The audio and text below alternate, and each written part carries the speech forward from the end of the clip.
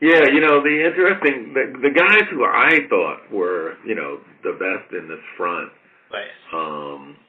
aren't, some of them are kind of getting out of food, some of them are rethinking food, but, Nestle and Unilever were, some of the best. I mean, they've just been global for so long, Yes. and they've got, in most markets, a really good sales force and good distribution systems. I mean, they're fairly sophisticated relative to most of the U.S. guys, in this space. So they're the lead players, but many of them are, kind of vacillating a bit more about food. Right. Yeah, Nestle is sort of barely in food anymore, and I think that it almost seems to be this idea of getting out of areas that are sort of not high growth anymore. Right. Right. Yeah, it's very interesting. I mean, what about the idea of internationally just taking your U.S. brands and pushing them into markets that probably haven't yet seen them? And I mean, is there sort of significant legs in that? Taking like Cheerios and putting that in sort of Chinese hands or in sort of hands across the world. I mean, has it not been tried? Has there been sort of reasons that hasn't happened, or is it just inherently a consumer preference thing that this just doesn't translate across? Yeah, there's a lot of consumer preference stuff, and it makes it really tough. Right. Especially like in China, where people aren't really used to drinking milk. Yep. And certainly eat more savory and warm in the morning. They're not, that's why I say the United Kingdom countries are the ones we sell our cereal in, to be honest with you. Much tougher, to do some of those things in those countries. They're much more open to yogurt, obviously, they've done much better with that. But the cereal has been a lot tougher to do. Everyone's open to snacks. Right. That seems to be just a universal calling card. Everybody's open to ice creams, for whatever it's worth. Lactose intolerant or not, people are interested in that. But some of the other products are a little tougher to do.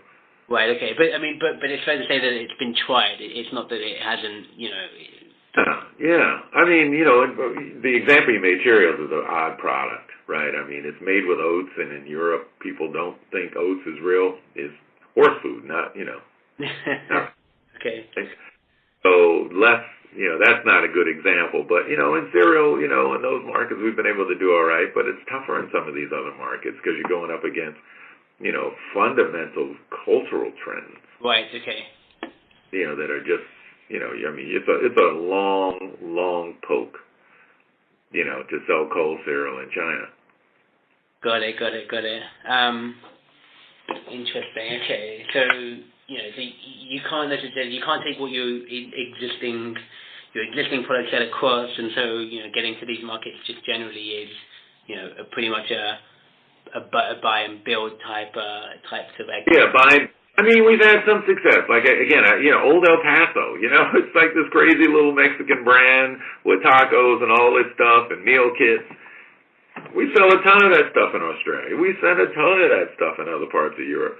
We're selling it in other places. It's the craziest thing.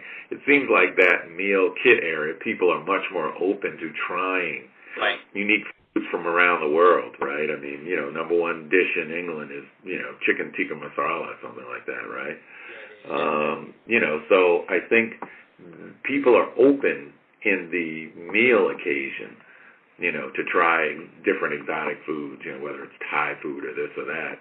It's just we're not purveyors of Thai food, So it's just different. It just depends on what categories you're in. Right. Okay. Interesting. Okay. So I mean, I guess just taking sort of a step back, I mean, like, end game for this market, like, if you think a little bit around. You got all these sort of issues going on. So another thing that I did sort of want to touch on. Okay, actually, let's probably touch on that first. Actually, so it's sort of the pricing angle and the fact that sort of domestically in the US, it certainly appears from what sort of the big retailers are saying that the pricing environment is going to get tougher. Walmart is shifting private label and trying to become cheapest again. You got Amazon and Whole Foods, etc. So it's